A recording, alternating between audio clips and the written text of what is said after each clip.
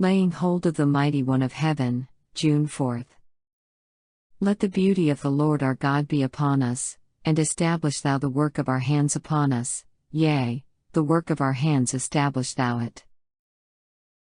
Your children should be taught to control their tempers and to cultivate a loving, Christ-like spirit.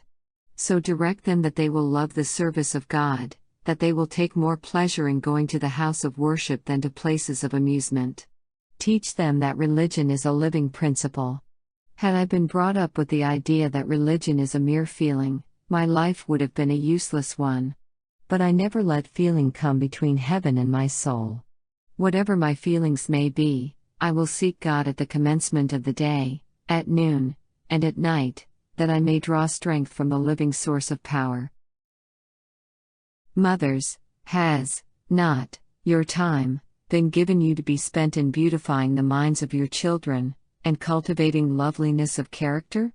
Should it not be spent in laying hold of the mighty one of heaven, and seeking him for power and wisdom to train your children for a place in his kingdom, to secure for them a life that will endure as long as the throne of Jehovah?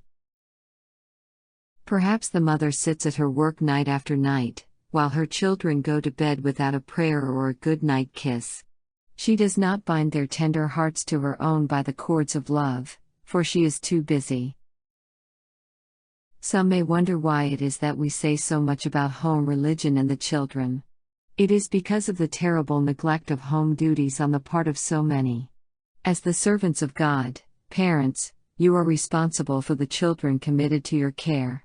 Many of them are growing up without reverence, growing up careless and irreligious, unthankful and unholy.